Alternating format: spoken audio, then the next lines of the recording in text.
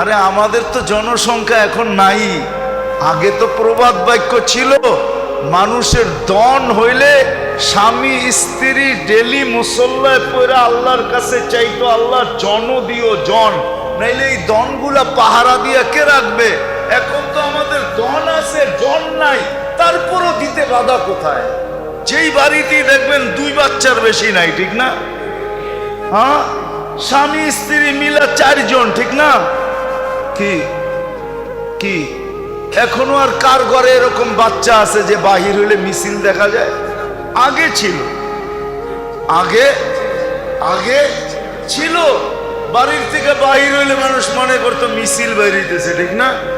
হ্যাঁ ছিল, বিশ্বাস হয় না?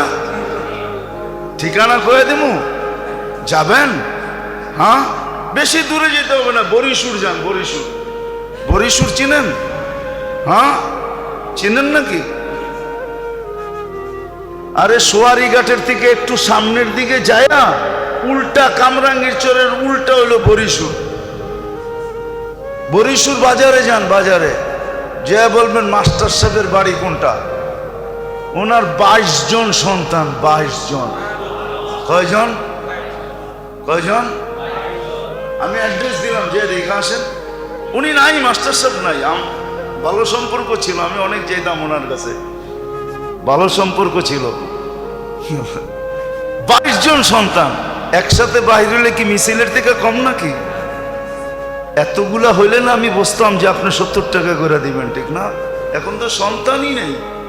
হ্যাঁ, এখন তো প্রবাদ বাক্য হলো, এক সন্তানের জননী বুদ্ধিমতী রমণী, ঠিক না? এমন বুদ্ধি, ঠিক না? এমন বুদ্ধি, কোন পর্বে আইসা যদি একটা 0 হয়ে যায় তাহলে এখন মাথা দেওয়ালে বাড়িয়ে থাকে, ঠিক না? 2-এর বেশি নিবেন না, মায়ের স্বাস্থ্য ভাঙবেন না, ঠিক না? যারা 2-এর বেশি নেয় না, ওর স্বাস্থ্য কোন দিক দিয়ে ঠিক আছে আমাকে দেখান। হাসপাতালে গেলে ওদের সিরিয়াল সবচেয়ে বেশি দেখা যায়। কি বিশ্বাস হয় না? আমার লোকে চলেন, আমি প্রমাণ দেখাই দিব আপনাকে। এদের ডাক্তার দেখায় বেশি। আগে যে আমাদের মা চাচিদের বাচ্চা ছিল, গহিনা ইবনে আব্বাস রাদিয়াল্লাহু তাআলা আনহুর 101 জন বাচ্চা ছিলেন। উনি মাঝে মাঝে চিনতেনও না বাচ্চাদেরকে, নাম বইলা বলতে হইতো, বাবা আমি আপনার। আল্লাহ বরকত দিছে এদেরকে। তো যেটা বুঝাইতেছিলাম, হাসানের জন্য না। আপনি 1200 টাকা কেজির খেজুর ধরলে অসুবিধা কি? 350, 3.5 কেজি কয় টাকা হবে?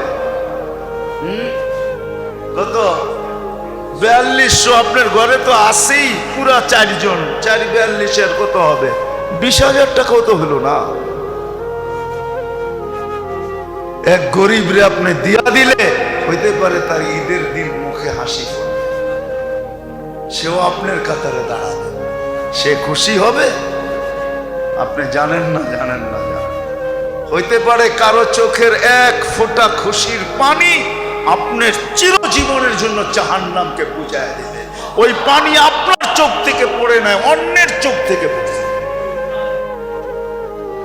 এই জন্যই তো আমার লোকে অনেকের মিলে কম। আমি তো বলি সবার উপর আঙ্গুল উঠেও না। অনেক সময় দেখা যায়, হয়তো আমরাও দেখি, সমাজে নামাজি না, নামাজি না, তেমন বেশি দিনদার না, কিন্তু কিছু কাম আর এরকম। আমি জানি, আমার এই মহল্লায় ছিলেন, আমি চিনি কিছু লোক ছিলেন আমার মহল্লায়, নাই এরা তেমন দিনদার ছিল না, কিন্তু আমার মনে হয়, আমি বিশ্বাস আল্লাহর কাছে বিশ্বাস রাখি, আল্লাহ মনে হয় মাফ করে দিছে। কিন্তু তার কিছু কাম এরকম ছিল, কেউ মেয়ে বিয়ে দিতে পারে নাই, দেখা গেছে চুপে চুপি কালেকশন করে টাকা দিয়ে বিয়ে দিয়ে দিছে। ওই মেয়ে বাসর ঘরে বৈশা যে খুশির পানি চোখ দিয়া ঝরাইছে, আমার বিশ্বাস এই ব্যক্তির জাহান্নাম বুঝা গেছে।